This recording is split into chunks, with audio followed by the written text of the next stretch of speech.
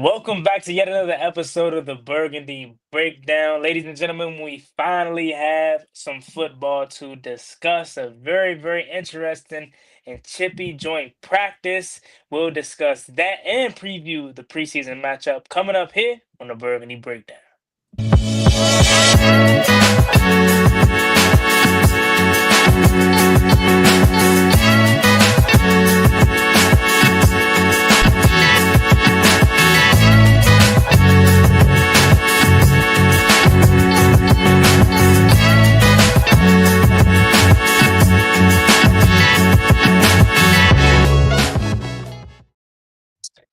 Ladies and gentlemen, welcome back into the Burgundy Breakdown. It's your man Juan Gotti alongside Jon and Reedie and Zee. Fellas, how we doing, man? Finally able to talk about some ball. Yes, sir. Yes, sir. Finally, 48 hours away from football. Whew. Yeah. Yeah, I mean, I'm excited. Today's practice just was definitely like a little sample of what's to come Friday. But a lot to discuss about today. It was definitely a worthwhile being tuned in to see what was going on. I loved it today. So yeah, I'm ready. Jon, how you feeling? You know what I'm saying? Draft guy, finally get to see some football instead of draft. God damn it. No, I'm ready for football season. It's finally back in season. As long as we get this weather under control, I'm all here for it. It's going to be 95 degrees in September. Your boy not coming outside. So we here. Yeah, for sure. And I hate to start on this note, but I do gotta say this. First of all, the New England Patriots YouTube cast or whatever that shit was supposed to be was horrible. They showed like 5 minutes of Drake May and then cut it off, say, yeah, we about to go down and watch practice. I thought at least they was gonna show a little bit of some. And then I got a bone to pick with our own media team. I don't know about y'all, how long y'all been like following these beat reporters for years, but I miss when our beat reporters was hungry. I miss when JP Finley and John Kahn was grinding. Like now they done made it, they the big name now, right? But I'm talking back 2018-19 Washington Redskins when they used to be the only two that I knew of. Now we here for the joint practice notes and we ain't getting shit. We got to go to New England beat reporters to get the play-by-play. Shout out to the beat reporters, but I miss when they was hungry, man. There's some fan accounts that know someone there. They be like, "Yo, my source, real quick." I'm like, I guess I gotta trust it. That's what I'm saying, man. I miss when they was grinding it out, man. So to the beat reporters' defense, they did come out with a lot of stuff, but it just was after the fact. Candy Waller, as well as Lake, and Don Hopkins, they had a lot of stuff come out later in the day. I also seen Scott from Channel 7. He came out with a lot. He was the one that really put up a lot of the videos that he got it from secondhand people, but he put those up. So, I mean, from what I was seeing, when I was hearing from them was they were trying to, the way it was on two fields. So it was like kind of like hard to kind of get footage or whatever, kind of like lock in. Yeah. So that's what they said, because they actually tweeted that out after the fact. Like, a lot of the fans are upset with us, and then they kind of explained it, and then they said that they were coming out with more stuff that has come out since then. Yeah. Okay. Cool. Right. So before we get into the notes and everything from practice, and we'll talk about it, I do gotta channel my inner Reedie for a second, as Reedie's been saying this. He's been saying this all camp long, and I think today finally it kind of proved it to me. Juan, what are we talking about? You know how when we came up here, Sice and Bill and Sice and all this, and you had Reedie. Man, I ain't getting hyped off of 7v7 and t-shirts, man. Wait till the game start. And after today, I say, you know what? Reedie right. Because why the hell is our secondary out there getting torched? And we've been hearing about how they've been strapping everything up in practice, forcing turnovers. And they got Demario Douglas and the rest of the Patriots wide receiving core looking crazy. I mean, granted, Drake May is a damn good quarterback, but let's start there and talk about how the secondary kind of underperform. Again, it's overreaction, obviously, because it's practice. So we ain't gonna put too much talk into it, but it definitely was a little bit concerning when I hear from my guy Mikey as he struggled inside.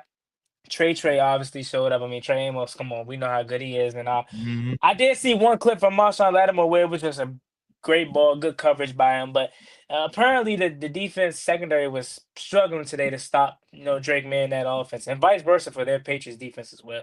You know why? And I'm gonna chime in first. You know why? Because they've been practicing against each other since OTAs, since the beginning of the off-season program.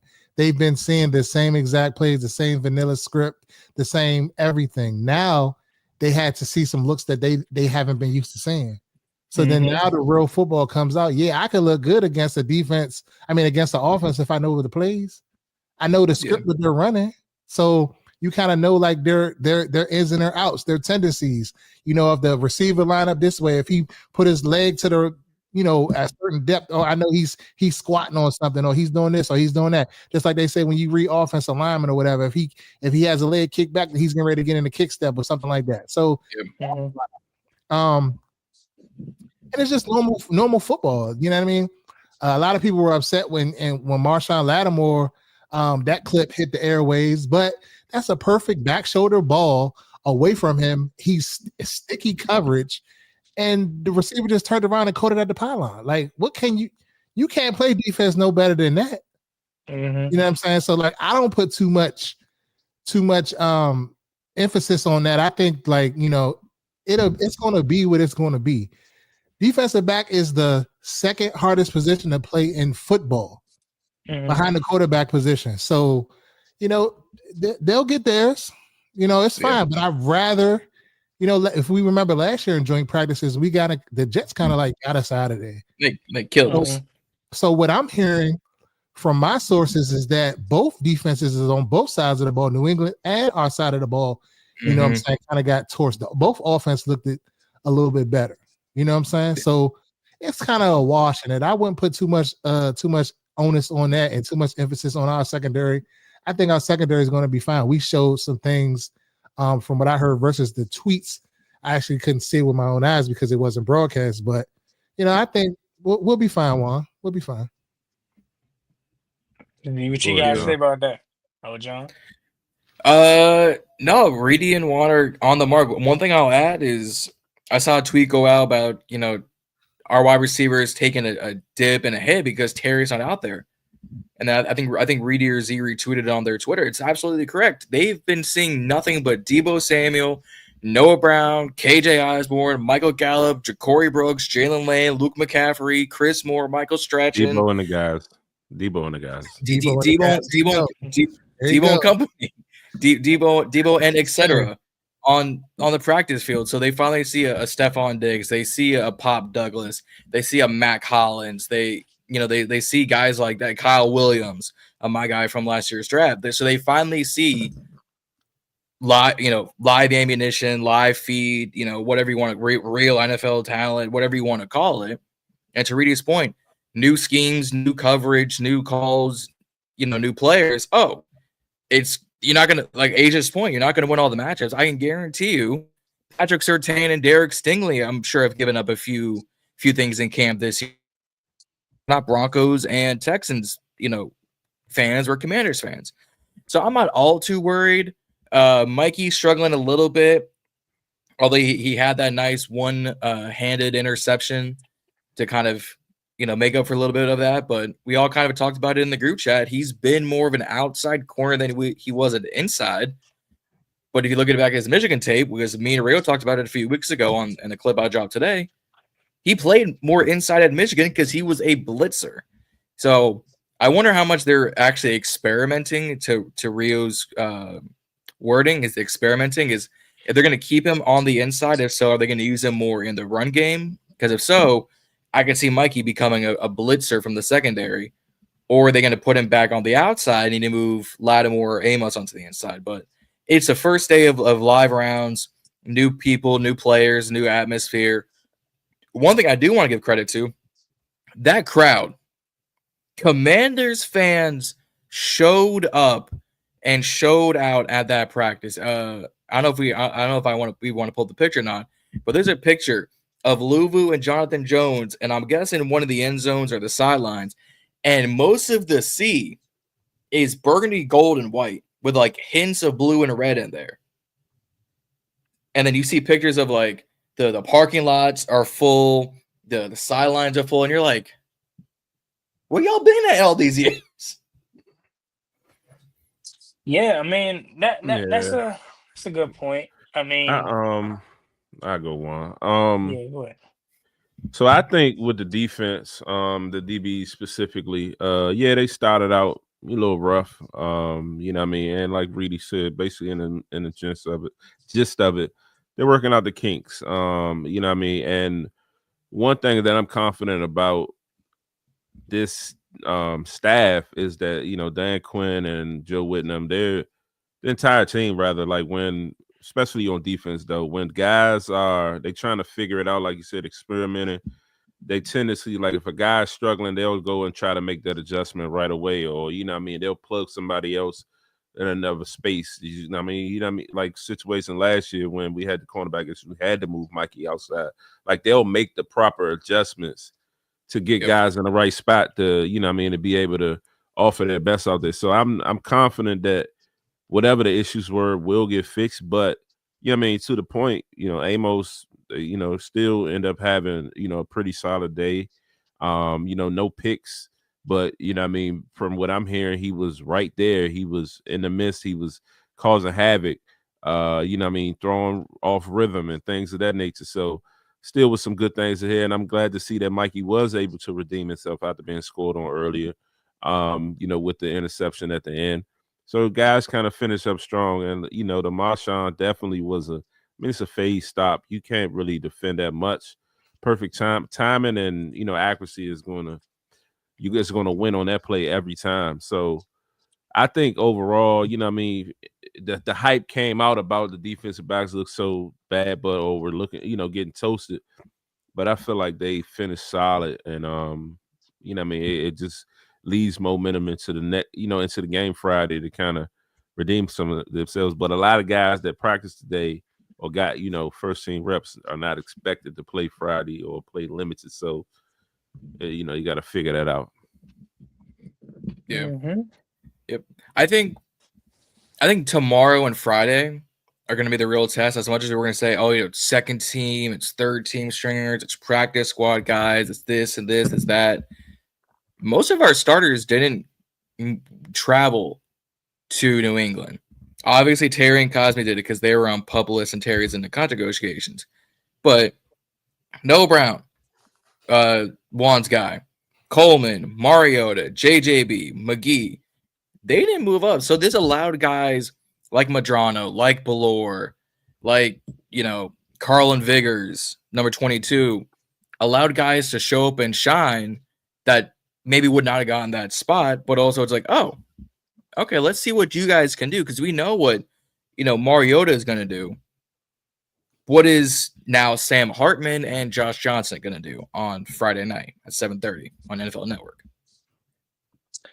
Yeah, that's a good point. I mean, even to the injury portions, even though they say they're minor, Joe McGee is somebody that I'm high on, but it's slightly getting a little to the point where it's like, all right, dude, I can't keep vouching for you. This is the time for you to play, right? Mm-hmm. Same with Javonte, Jean-Baptiste, and a lot of these other guys. But as you mentioned, like we have a slew of guys on the injury report, but there's still some guys out there that is getting valuable time due to these absences. Like Ja'Cory Brooks, what is he going to do? Michael Gallup, who's had a quiet but strong camp, can he really solidify that final wide receiver position? As y'all know, me and he Reedie said he had a nice catch today. Yeah, we're lockstep on that. We feel like Michael Gallup will be true addition to this offense. That being said, though, I mean, we can talk about the. Oh, go ahead. You had something, Reedie? No, I was going to say Zach Selby had good comments about him today on a few tweets. Mm-hmm. That was refreshing to hear, because I felt like, not that he was having a poor camp, but they really was not having been covering him from what I've been seeing. Like, he's been kind of flying under the radar. So that was great to hear that he, you know, had a solid day and whatnot. But what I was gonna allude to was we can talk somewhat about the positives from today's practice, but I feel like a lot of the positives was like Obviously, like duh, like Jaden Daniels shredded their defense, like duh, right? Like we know that already. We Yeah. know when the lights are the brightest, he shines his best. But we'll talk. Let's talk actually talk about the offensive line. Then we can go to that point. More specifically, Laremy Tunsil and Josh Connolly Jr., who a lot of people, I ain't even gonna say a lot of people, but this one specific media member already was turning his head on Josh Connolly Jr. And he went out there today alongside Laremy Tunsil and was looking great. So Good. John, you could take it away. I mean, start with Laremy Tunsil just causing a fight. Like that's the Trent Williams shit I'm talking about. Like that's what we've been missing. That's what we Silverback. needed. Yeah, there we go. Right, like we finally got that kind of caliber tackle back on this team. Yeah. So you can kind of take it away. Start with that. Laremy Tunsil is as advertised. That man is a monstrous of a human being. What is he? 6'8"? Like, how he also hasn't played basketball with that height is beyond me. But no, he is as advertised. He put Keon White, former Monarch, then turned Georgia Tech, Yellow Jacket, put his ass in the dirt at training camp today. Put his ass in the grave. So he is as advertised. If we can just get the penalties down just a little bit from 2024, Laremy Tunsil, we all good. Connolly, actually, I'm not gonna jump into Connolly. Yeah, Laremy Tunsil is as advertised. I don't see issues with him. And like I said, we haven't had a Trent Williams-esque, Lane, Jordan Mailata-esque, Tyron Smith-esque tackle in this room since Trent Williams. And before someone, comes out and says, what about Trent Scott? Well, what about Andrew? No. We're not doing all this. We ain't doing that. Trent Williams was future Hall of Famer. We have Laremy Tunsil in the building. Our own LT at LT is as advertised. Let's keep it rolling. Yeah, Tunsil is a beast. What I mean, he's going to pan out and be worth the trade, and he's going to be worth the deal that we end up giving him. What I mean, the manhandle he had today, they said was effortlessly. What I mean, he was a wall out there.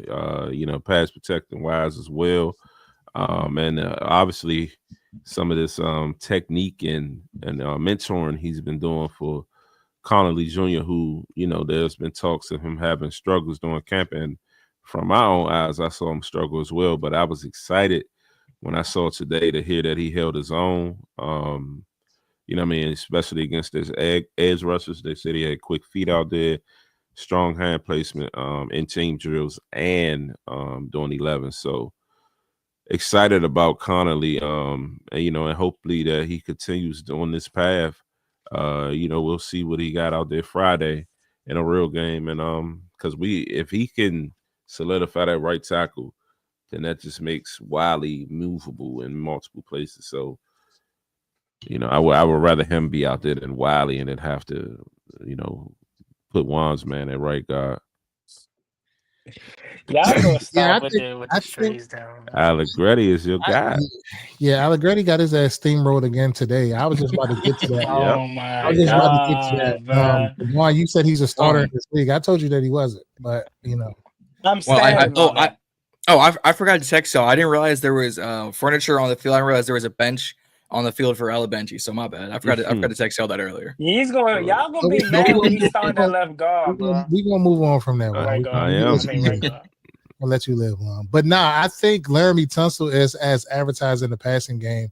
I'm curious to see how he holds up against the run because he's not known as a run blocker. So I'm curious to see with this zone blocking scheme that they utilize at times, how he's going to, pan out when it comes to that. And when he gets out in space and he has to pull, because there's only one Trent Williams in this league that can just get out in space and just make plays down the field. And we saw last year that guys had to get out in space and block down the field. They sent Biotish down the field, a lot of plays, and Wiley sometimes. So I'm curious to see about that. Connolly Jr., just trust the process. I mean, he's a rookie. He's coming in. They're throwing a lot at him. I think as the preseason goes on, we'll see that he will indeed be ready, come the season at right tackle. And if he doesn't, then, we have Wiley that can step in and play in lieu and, they'll figure it out at some point during the season. It's just I was hearing like Biotish, the interior of the line, kind of gave up some stuff today. That's a little bit worrisome. Biotish, I know he'll get it together.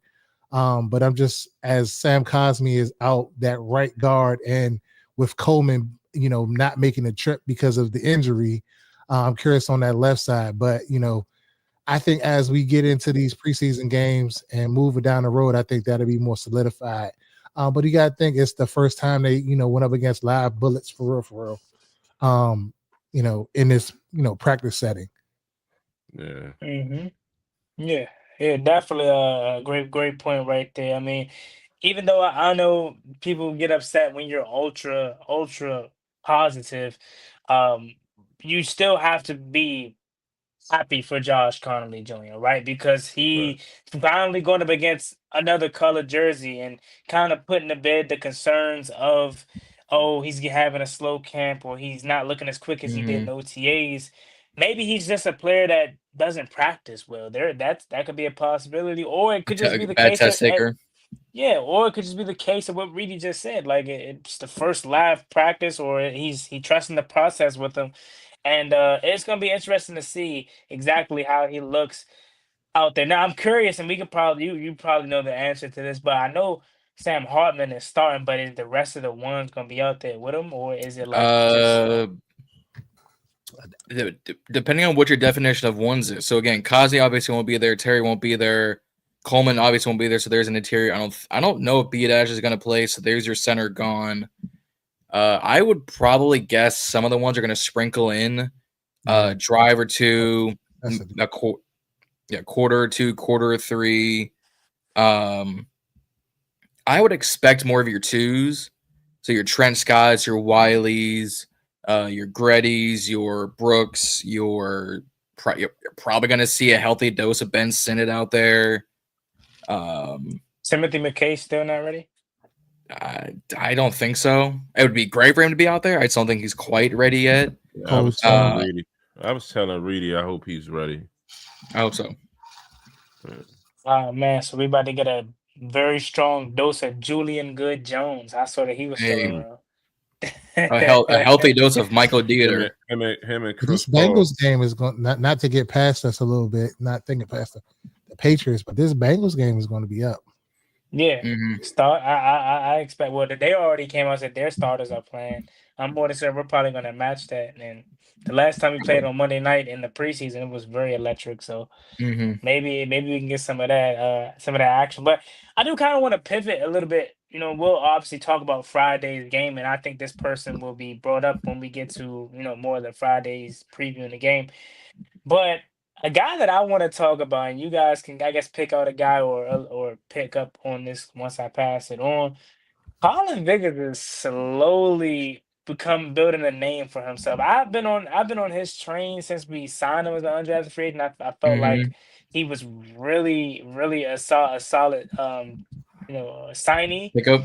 And this whole training camp, he's been impressive. Even today, he had a nice pass breakup. So I really want to know if there's some validity to him potentially making this roster. At first, I was like, he has to make it only through special teams, but I don't know, man. You look at that room as a whole, right? Marshawn, Mikey, Noah Igbenogany, Jonathan Jones, who am I missing? Trey Amos.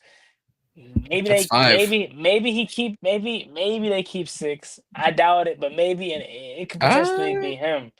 Because I think he's had a strong camp thus far. You got to ask yourself, who is he better than? Who is he better than to knock out? He can be a good practice squad guy. Nobody. I think. If he has to knock out somebody and they don't keep 6, which I'm sure they won't keep 6, but if he has to knock out somebody, he's not better than nobody to knock out. I don't think if Vickers goes to practice squad, he's getting picked up immediately. I think so. Miami, Detroit, Dallas, Tampa. There's like 6 teams who have had 3 straight. Miami alone has lost their starting first 3 cornerbacks, all due to injury. Bengals are down 1. Dallas is down 1. Philly just traded for Jacorian Bennett because Keely Ringo is Keely trash.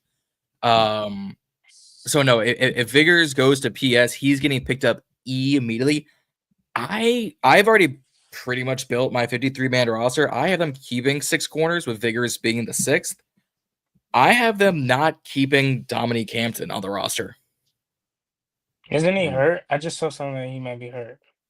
If he is, then sorry about it, but I don't see them keeping more than 5 linebackers and 5 safeties. So I think if they're going to go with him, he can be a practice squad body, and then if he get this injury name on him, nobody Bingo. probably snatch him. So yeah, I mean, he can be a practice squad.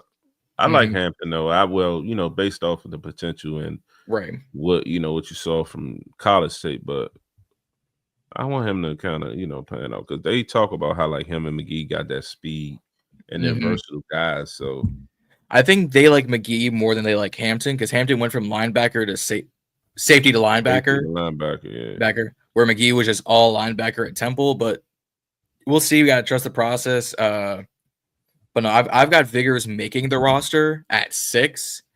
Because if they keep 5 corners and for whatever reason, let's say Ignagby or Jonathan Jones goes down with something, I'm not trusting. So Vigors is the 5th corner. So you're saying so okay, Marshawn, Mikey, Amos, Ignagby, Jonathan Jones, and then Vigors. Carlin Vigors. Who else we have on the roster at corner? Bobby Price, Robert McDaniel. They released Ventrell Cypress. Wasn't Bobby Price on the practice squad last year? Probably. He's been back and forth. Kevon Seymour, who's a special teams. Seymour was on special teams practice squad guy last year. I remember him. Yep. Oh, wait, I got the depth chart to pull it up. What am I? I'm slow. I mean, maybe. I'm trying to think where else they could cut off Fett, but I mean, I know coming into camp, everybody thought Alan George, Jacob Martin is probably making this team. Yeah, so they have Bobby Price. Oh yeah, I don't see. I don't. You can cut Fett at DN. What I was going to say, sometimes we got to be careful because we're seeing it as like, and I know we're not seeing this, but we're thinking about names, right? Names that we're familiar with, but you got to think we don't see everything in practice. We don't see what's going on in the film room. We don't see it's always going to be something surprise that's going to happen every year. It's a surprise that we didn't even see coming. Somebody gets cut or this, that, and the third. So we got to keep that in mind a little bit. Okay. Not saying that he's not going to be the 6th guy, but I'm just saying it could be possibly somebody else that's doing whatever, and we don't really know about it. Yeah. Bro, John, do you have a lifetime supply of them jumps? Because you be sneaky pulling them jumps out. What you mean? Bro, I ain't gonna hold you, Juan. Hey, Juan, I ain't gonna hold you. I was just like thinking that like 5-10 minutes ago. Like, bro, I just keep saying. You got the ice cream truck container full of Slim Jims. Nah, right. Bro. Y'all think John hit? Y'all think John hit for the rest of them? Oh, hey, look. Slim Jims are torch, but I think he probably got the whole store. My man went to the candy lady, got about $3 worth of Slim Jims, bro. Crazy. John, you know about the rest of the you know about the rest of the snacks or nah?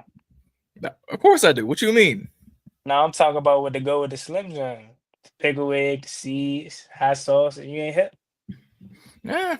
John ain't never been to the candy lady, Juan. Yeah, I was just thinking that. John ain't never been to the candy lady. No candy lady.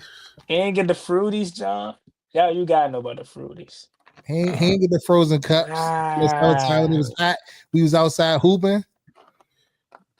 He got them warm cookies though. Auntie ain't wrong about that. But now, yeah, I definitely agree with you on that in terms of like we're just looking at the names. I'm not necessarily looking at the names because if we're being for real, who the heck? Like I know who they are, but it's like who are these guys to really like say they've worked their name up into like some type of seniority for them not to get cut. I'm kind of looking at a position to where we could cut off some fat to keep them, and it's like D-line. Andre Jones is like still surviving from Ron Rivera, which is how. I don't know how he's still around. That 7th-round pick, he was supposed to be something. Maybe you can look at that. That's like the only position that if I'm looking at the team that I would probably outside of, yeah, that's pretty much it. Because I think we need to keep all our safeties and Will Hurst and Percy Butler and Tyler Owens and Jeremy Reeves, right? Like that. Yeah, that's probably the only one. And because like Jacob Mond's making this roster. At first, when Von Miller first came, a lot of people felt like he wasn't, but. I built my 53-man roster, so I've got us keeping 9 D linemen. Hold on, sidebar real quick before y'all talk about that. I just want to say this because I'm thinking about it. Did y'all see Jacob Martin on the Hail Murray pass? 55. Piss poor effort. He could have sacked his ass. Piss poor effort. Go back and watch 55. That's all I'm gonna say. Piss poor effort. Gave me some homework. I'm gonna do that. All right. I got homework to do. We got homework to do. But no, like I've got my 9 arms, and I have Von Miller as a defensive end for people who are curious. Armstrong, Payne, Newton, Miller, Kinlaw, Dietrich Wise, JJB, Jacob Martin, Cleveland Farrell. So Goldman ain't coming back. Holmes, Day, Davis, Jones Jr., Barber, Fehoko, Pollard. See y'all later. Because I think you've got to keep 6 corners. I got us keeping 6 corners and 6 wide receivers. Yeah, that's fair. So that's fair. Those are my numbers. But DC for Life says, I've been holding on to something about a player everyone loves. I'm staying positive and giving him to week 6. LOL. I wonder who he's talking about. Who's this player? If I had to take a guess, if I had to take a guess, he's probably talking about Michael Gallup. Damn, man, you just throw out because Reedie, you know that you can have him. You can have him. Michael Gallup, just get his ass out of there before camp if he ain't panning out. You know they hate on our guy, Zee told y'all how Reedie operate. I'm starting getting that bag of fuck Gallup, but that's still my man. But I'm inching so closer to saying he got 2 more weeks with Reedie. He might have to go. I'm about to say they hating on our man. I'm already knowing if that's probably who he is. Nah, I don't think he's talking about him. No, he said wrong Mike. So what you mean? Sarasu? You can't be talking about Mikey. Distraction? Hey, whatever. I ain't gonna make this roster. Whatever, Michael. He'll be a 3rd string practice squatter. Michael Wiley, he ain't on the practice. He ain't on the roster no more. Yeah, sadly. I heard cut Michael Wiley, but he can't cut Demetric Felton. Like, what we doing here? Yeah. But no, so to piggyback to your question, Juan, a player that we want to bring up, I would say Luke McCaffrey. I would say up to this point, he hasn't really. Nah, I wouldn't say he should get cut, but he hasn't really shown me much. When we was at camp. Hold on. Go ahead. Yeah, he didn't really show me much at camp. And wasn't really hearing much about his name, but always keep hearing that he having this strong camp. And even today, there was good things said about him. Showed strong hands, a precise route runner, and they showed a video. I saw a clip on X earlier where Jaden threw him like a fade, and he went up top and came down, got his feet in. The camera view was off a little bit. In the end zone. Yeah, you couldn't really see it fully, but you showed that he went up top. And he got his feet in. So, they're saying Luke's stock is on the rise. You know what I mean? So that's something to kind of keep an eye on, but I ain't all the way sold yet. And but to Reedie's point, I don't think he will get cut. I wouldn't think that. So what are we doing here? If we're going to be this team and we're going to spit this, we're moving towards competition, this is that and the third, like, are we still holding on to players just because where they were drafted? Like, they showed you they got rid of a 1st round pick last year. shipped his ass up out of here. So I mean, what has Luke McCaffrey done besides be the brother of Christian and the son of Ed in this league so far to warrant him to get all of these chances? If he don't show shit at better end of camp, cut his ass. I'm sorry. If he don't show shit, yeah. But what I'm saying is that this is one of their investments. So they like him. They're not just gonna give up on him already now. Jahan Dotson, they didn't draft him, so it was easy.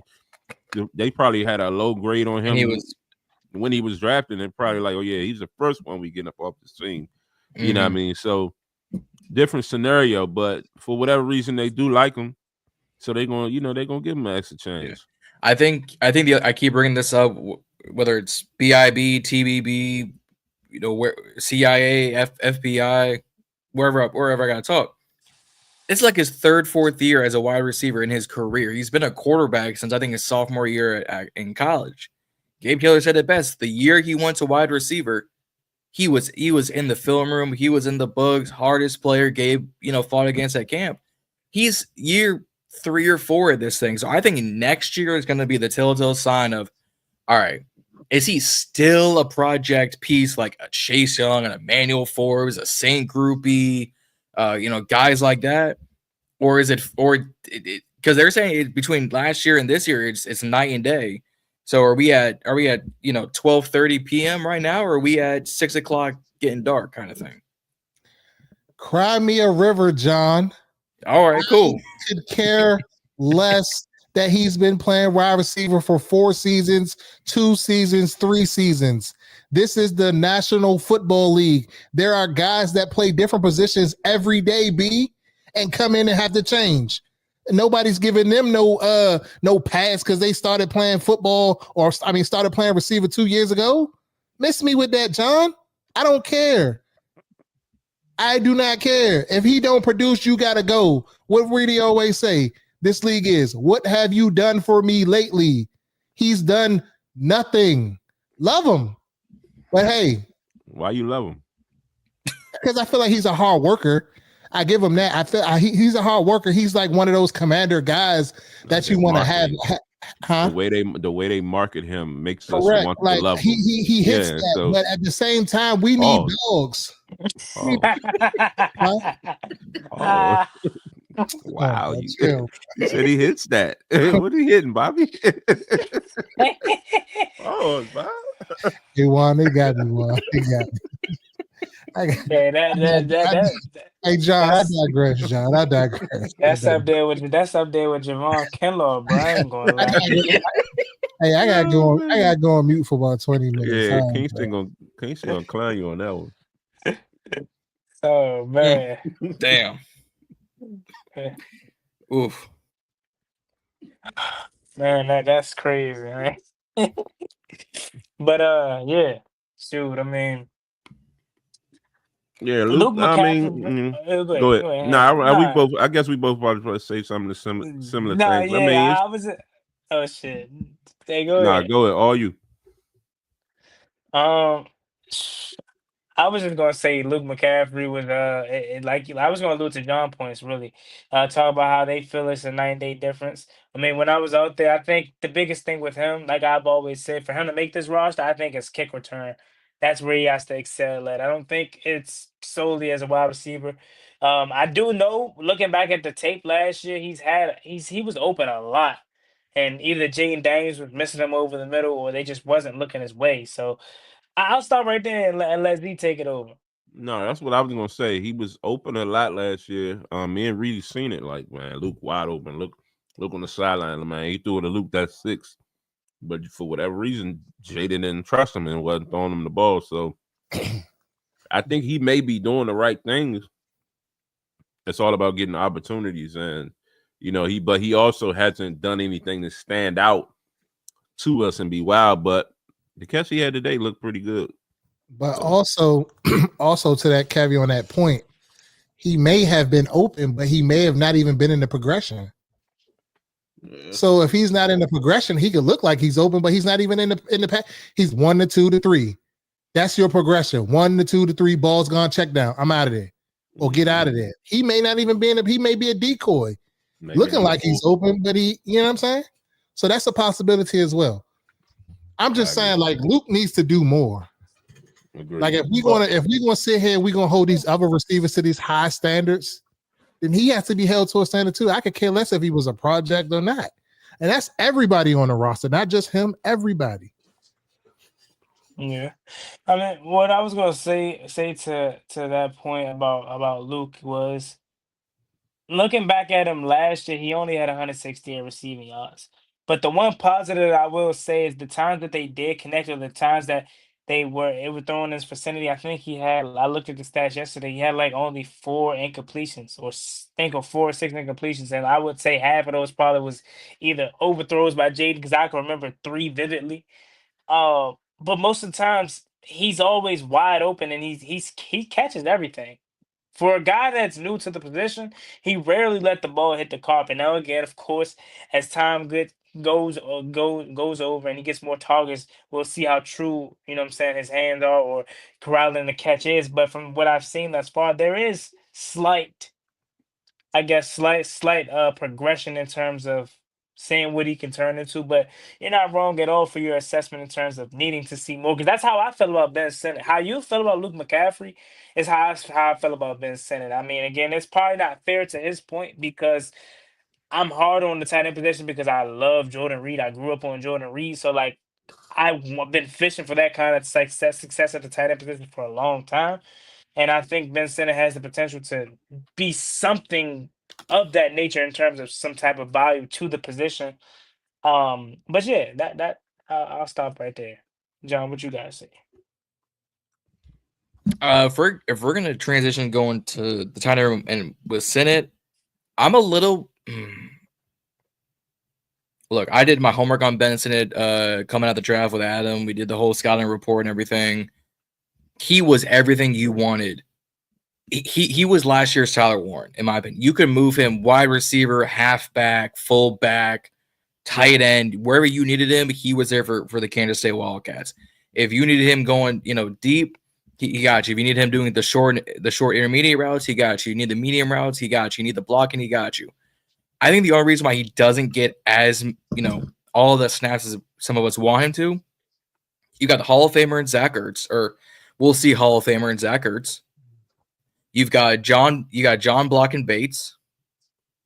And then by the time you get to him, you're putting out either 3 receivers, 2 receivers, and 2 halfbacks. You've got a QB draw for Jaden, or you got 6 offensive linemen. So by the time you get to a Ben Sinnott play, he's been used as a tackle, he's been used as a decoy, or he's already on special teams. He had one of the biggest plays for us in the chip, a Tressway pass, which he catches that for the conversion. Other than that, it's his career first touchdown, and then that's the 2 biggest plays I can think of Sinnott this past year. So I think he just needs the snap count. Like we've been saying, he's got to beat out Ertz, he's got to beat out Bates. That's going to be a hard thing to do when Ertz, as much as he's on the lower end of his career, he's still a starting tight end. And then you just paid John Bates, what, 22, 23, 24, $25 million to become what a Twitch moderator and start blocking people. So, I don't know what you want me to do. I think I don't think it could be as hard, as difficult as you're saying for him to get on the field. I mean, Bates is one-dimensional in a sense, in my opinion. I mean, every now and then he may get a pass thrown his way or whatnot, and a lot of times he's dropping it. He had a key fumble last year. You know what I mean? So I don't really like Bates in the in a receiving game. But I would say that yes, Ertz is found in this fountain of youth. I mean, just today they're saying Ertz footwork is better this year than it was last year. And I'm reading that shit like, the hell? Like how? Jaden's go-to target without Terry. Yeah, and they said him and Jaden today was clicking on all cylinders. So I mean, Ertz doesn't seem to be slowing down. So, starter reps, yeah, but the number 2 reps are open. He just need to capitalize on the opportunities. and don't just let them fall to have to force us to put baits in there for passing downs.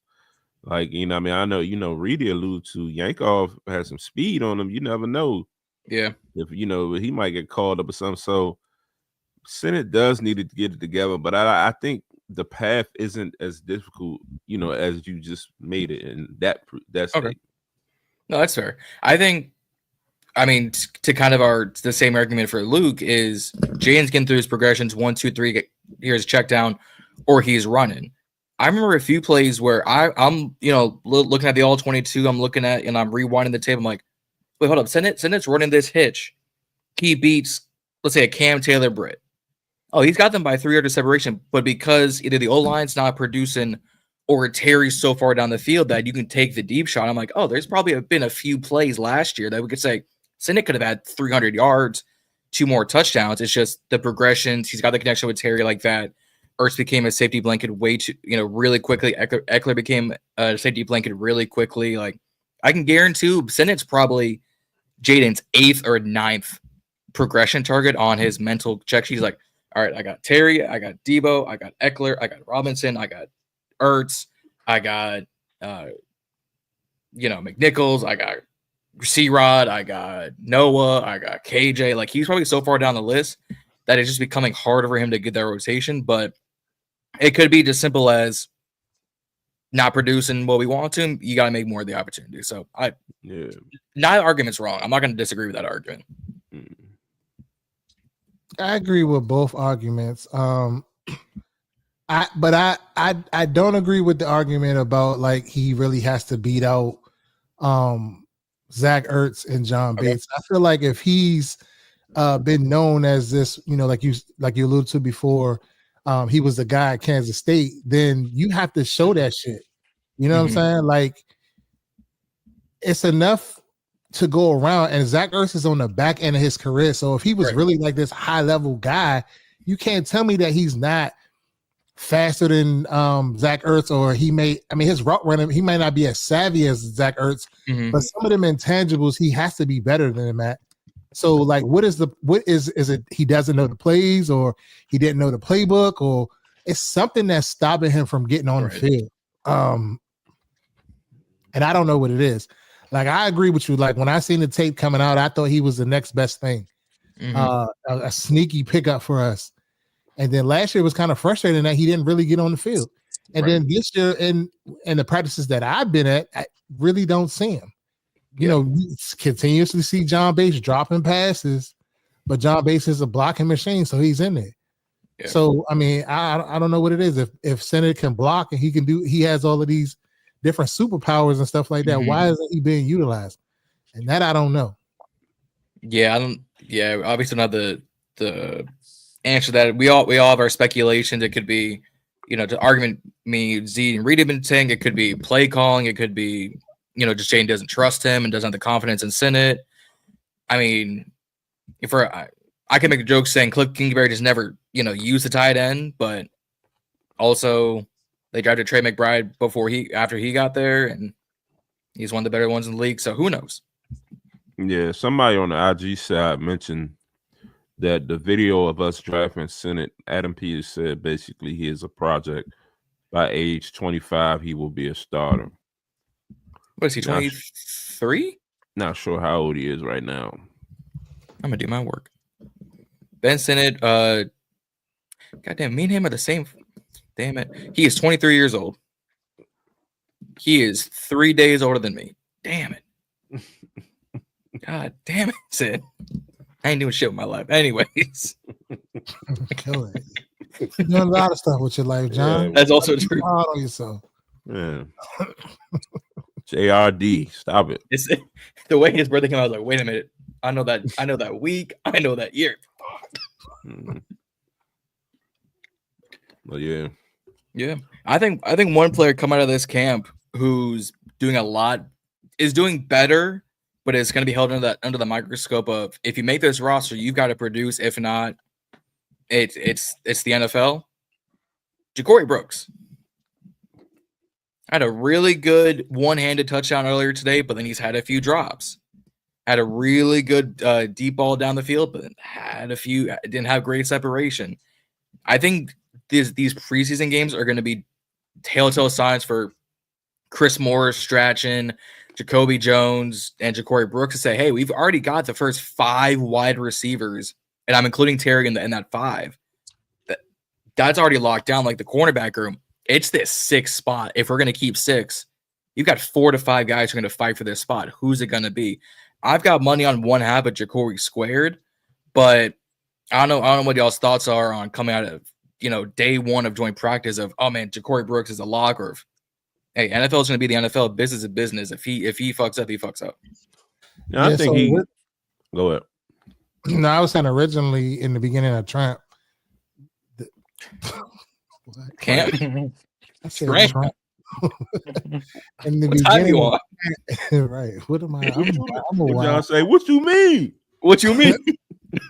In the beginning of camp, he was looking the part. He was looking like a guy that was kind of going to shock the world, kind of like, that Cinderella story. Undrafted free agent comes in, out of Louisville and comes in and just makes this roster on the back end, possibly knock somebody off the roster. But now it's just looking like kind of like everything is caught up with him a little bit. So I don't know. I'm curious to see. I still like him as a receiver. I still think he has a lot of potential, but I think the glaze that we had early on is kind of settled. I think he'll be fine. Just like with a lot of the other guys, a project. The beginning of the camp definitely kind of put a lot more eyes on him. Got his name circulating a little bit more, and created that buzz. So the expectations just became before there was no expectations. So it was like a shocker. But I think he'll be fine. I didn't know about the one-handed catch, so I'm happy to hear that because I did see the video where it was a pass in the end zone, and it seemed like he didn't give much effort to try to like attack the ball. And he, it was a pass breakup by the corner that was defending him. But I would have liked to see him do a little bit more to try to maybe stop, catch control of his body, and jump up for the ball.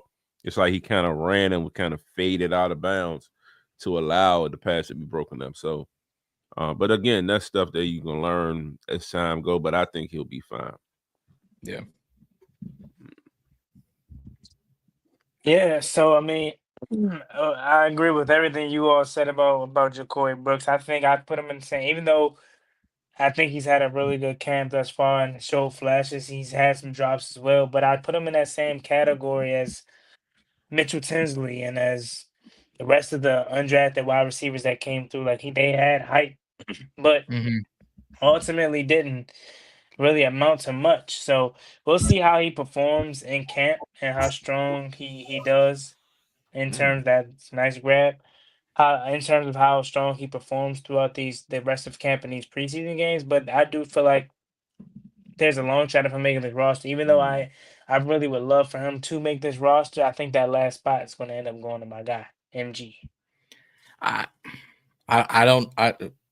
could go on a rant about that. I'm gonna not do that. Please don't save us the time. I wasn't going to. I'm flying. Nah. Alex Ninja. Alex brings up a good point on YouTube. We had 3 scuffles, brouhahas, fights, if you will, at camp. We had brouhahas. Yeah, shout out to them. What is the term? Brouhahas? What you mean? Brouhahas. I never heard that before. It's crazy. Right. I need to reach out to some of my military buddies and ask them, have they brouhahas? They had any brouhahas? Yeah, you have to say it like that. Yeah, I do. Go ahead. But no, there were 3 fights, scuffles, whatever you want to call them. So you had the one that everyone was making bets on, and people probably one-day bets, was Marshawn Lattimore and Kayshon Boutte. It's Marshawn. He's gonna get chippy. He's gonna get aggressive on the field. It's the usual suspect. The second one was Laramie Tunsil and Kyle Duggar. I was like, all right. Well, Tunsil again is that silverback energy, is that offensive line, and premier tackle energy. Kyle Duggar, he's been in the league for a little bit. He's probably got a chip on his shoulder to make it on Vrabel's roster. Cool. The third one was the one I was shocked about. It was rookie running back Trevion Henderson apparently beat a edge rusher. The rumor is that was Von Miller. That led to the big, benches clearing to where Mike Vrabel got bloodied up.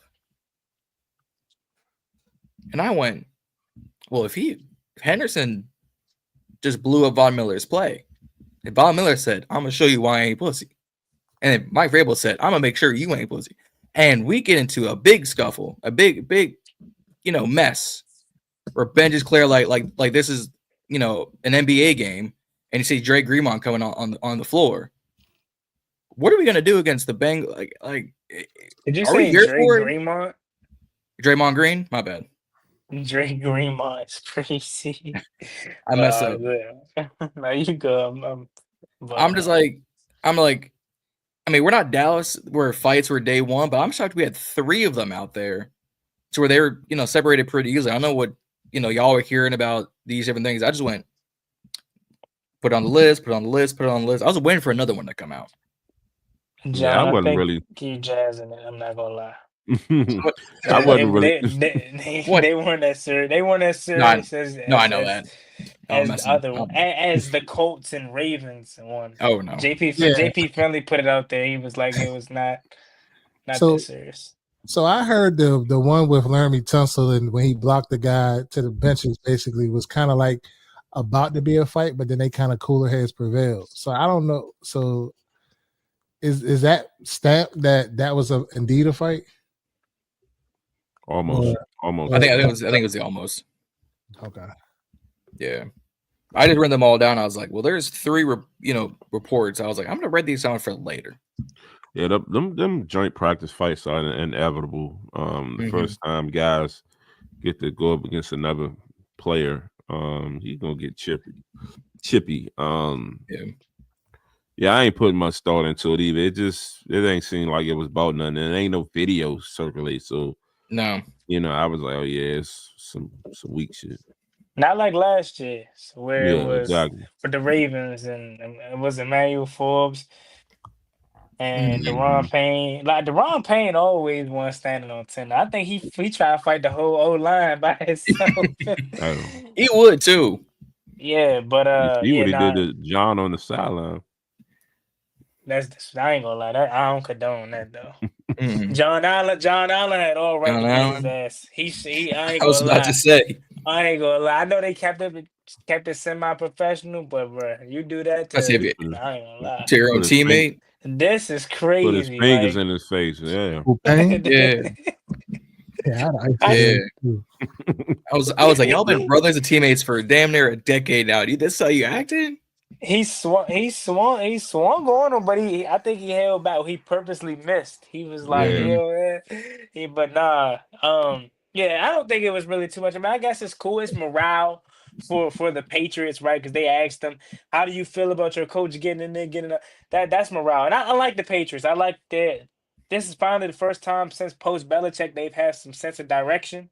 So they're on the come up. But I feel like they're kind of where we are last year. Like anything Dan Quinn did last year fired us up and got us to run through a wall. So I think this is more of a confidence builder for them than us. I mean, it ain't really much to pull away from that in terms of the altercations. But as you already said, as he said, like this is training camp. It happens. He's hot. It's battling his cat.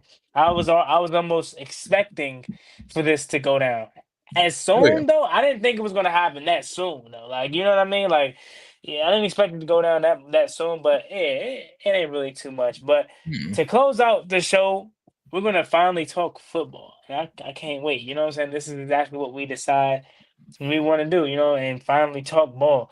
So we have a game on Friday, ladies. Not ladies. well, ladies and gentlemen. We have a game on Friday. And obviously, starters most likely going to play. Jaden Daniels isn't playing. Sam Hartman and Josh Johnson.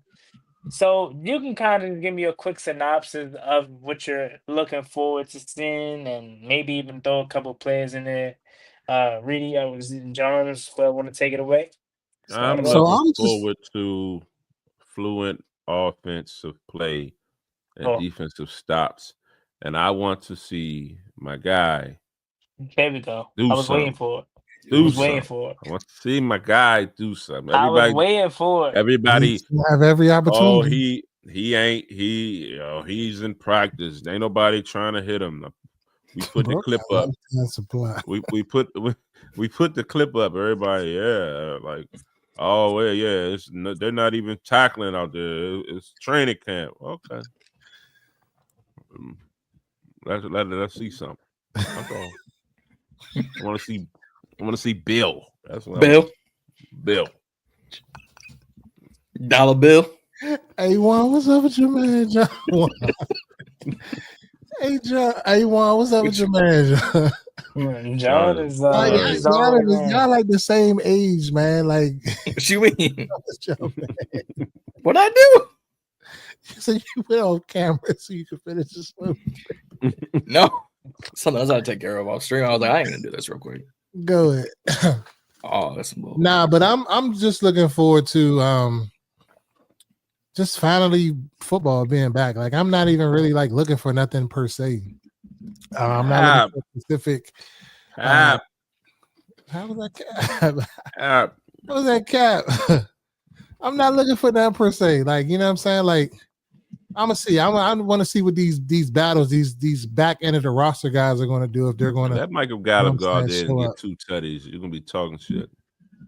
See, I know I am. That shit gonna give me Martavis Bryant feeling. I thought Martavis Bryant was gonna make the roster last year. I thought they was gonna. I knew damn well they were. Everybody wants. I was so damn psyched. Oh yeah, he's signing. They keeping him. I was so damn psyched because, like, prior to that, I kept saying we should give Martavis Bryant a shot when we brought him in on a fucking visit and didn't sign him. Yeah, y'all. That was all y'all. I knew he wasn't making no roster. I said he going back home. You ain't no shit. I knew he wasn't making no roster. I can guarantee that. Just like Michael Gallup ain't making this roster, I'm gonna guarantee that. Go ahead. Oh man, you about to eat your words, man. Mm-hmm. That's fine. Because they're keeping 6 receivers. Who is the 6? Jacory squared. So 16 and 32 making the roster. Terry, Devo, Noah, Luke, Jalen, Jacory. I like that. I like that group. Mm-hmm. Yeah, 16 and 32 making the roster. Jacory squared. Now, I guess I would hope for that because, I mean, that means a young fella makes it. And he has more upside at this point of his career than Michael Gallup. But I just know we could bring Gallup and we could bring KJ Osborne on practice squad if need be. Yeah, I was about to say. KJ Osborne can go. Chris Moore can go. I feel like I've been part disrespecting Chris Moore because he's been freaking, for whatever reason, always talked about in camp. But his ass missed a touchdown today, though. Had that been Terry, bonked him in the face. Terry would have caught that. No, had it been Jamison Crowder, he would have caught that. What Unc at, bro? Damn. Unc is at home, chilling. I'm probably on the live right now. He be popping in on the live. Nah, real shit. Hey, definitely be in them stories.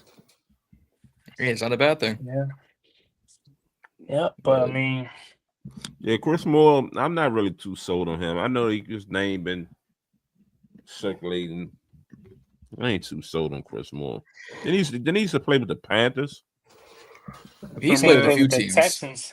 Texans, I think, as well. Yeah. Like he's played with quite a few. He's been around 10 years, so we'll see. But yeah, Chris Moore been in the league a minute. I didn't know he was that old. I thought he was a young guy. You might be thinking of David Moore. Nope. Where have I been? Yeah, Chris Moore is 32 years of age. Oh yeah, he's getting cut. Yeah, he was drafted. He was drafted in 2016. Hey, just go ahead get that pension, bro. You already there, bro. You good, man.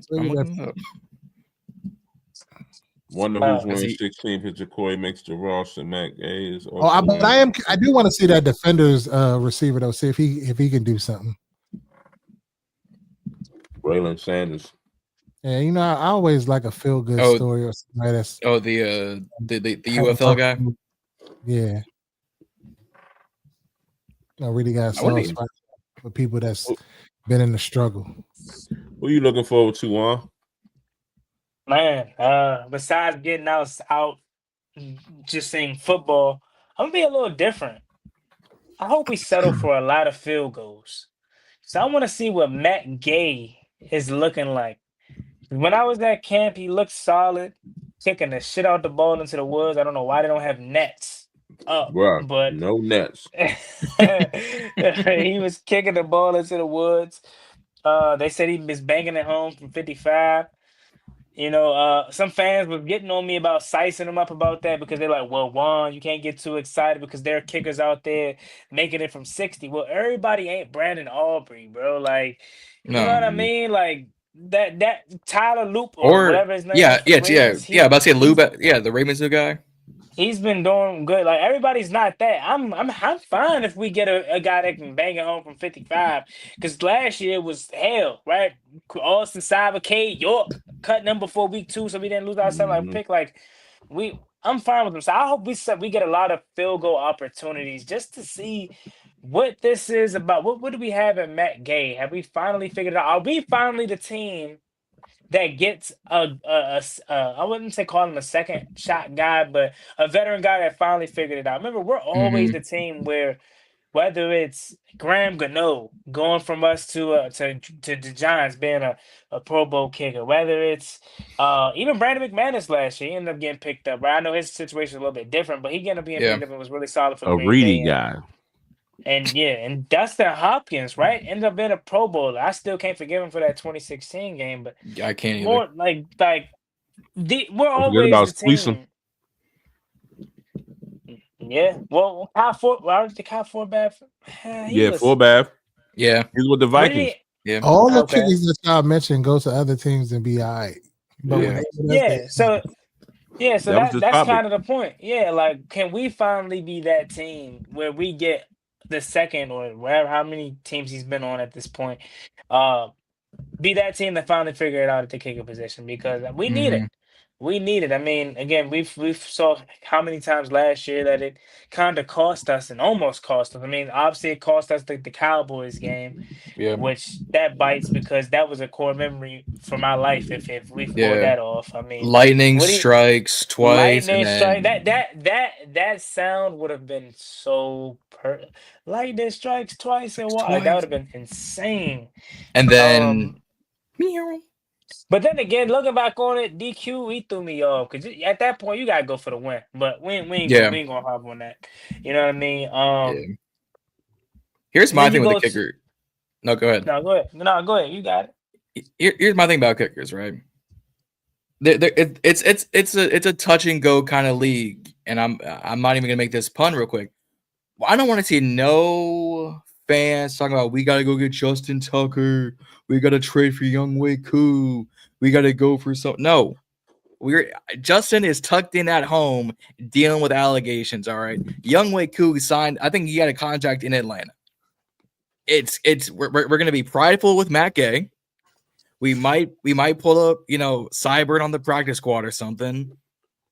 We gotta keep it moving. If we had gotten Tyler Loop or Andres Borregales or one of the guys at the draft, we all be sitting here. Well, we got to give them a shot. They're kickers. We got to see what he's got and move on. We can't, the moment he doesn't do something cool at camp, especially with the kicking game. Oh man, we need to bring in 6 kickers to figure out what this is. We wanted 5 last season, and then complain that we had kicking problems. So we finally got a guy who started through OTAs and is here at preseason. Let's see what he got. Yeah, so I mean, that's one person I'm looking forward to seeing. Colin Viggers is another person. Want to know how many punt returns Jalen Lane's going to get. And want to see what he can do, but. More of the story. I want to see everybody. I'll just leave it at that. I want to see everybody, man. Just seeing our boys back out there is gonna be fire. I agree. But, yeah. If we have nothing else, I guess that's probably wrap it up. I mean, off day tomorrow and then game time. Yeah, tomorrow's walkthroughs, right? Walkthroughs. Mm-hmm. And then we'll hit the ground running on Friday, man. Let's hope for the best in Sam Hartman. This is a real shot for Sam Hartman to be the future number 2, by the way. I've been saying that they're grooming him to be the quarterback 2 behind Jaden.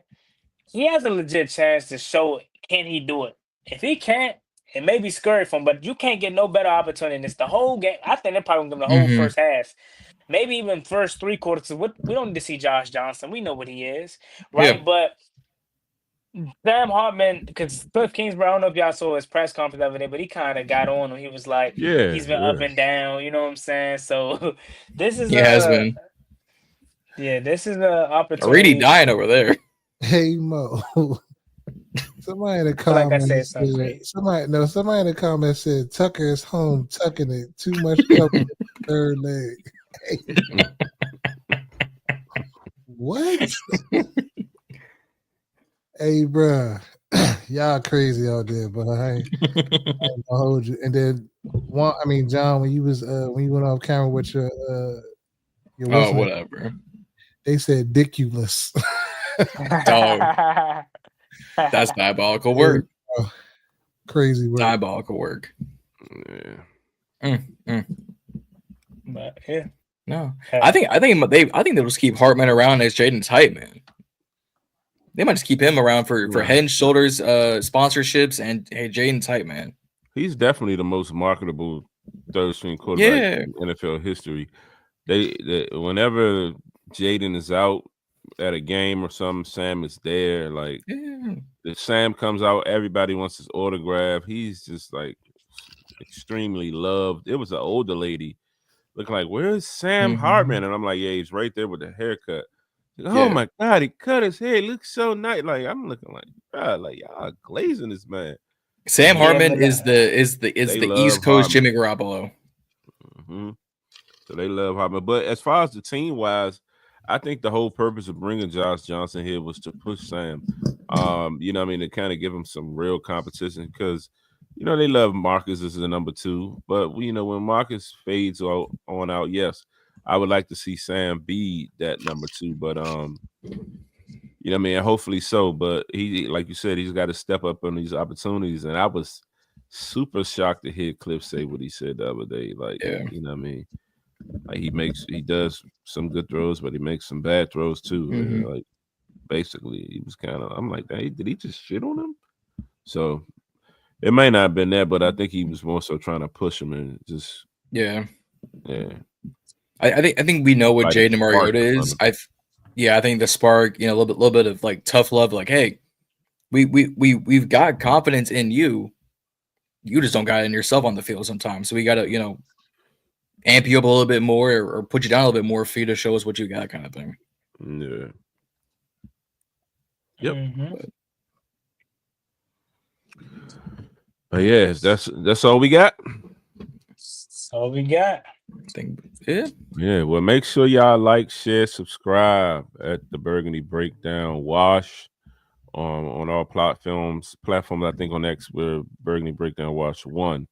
But head over to our YouTube channel, our Instagram channel, and follow us and subscribe. Definitely pushing to trying to get this channel going. Tonight we gave you the episode on all of our channels, the full, but typically we shut her down and head on over. So make sure y'all go over there and sub us up. You know what I mean? And if my brothers don't have nothing else to say, he's Reedie, I'm Zee, he's John, and there's Juan. And we are the Burgundy Breakdown. I say we. Hey, I'm just happy I earned their brother title, man. Oh, yeah, for sure. Peace.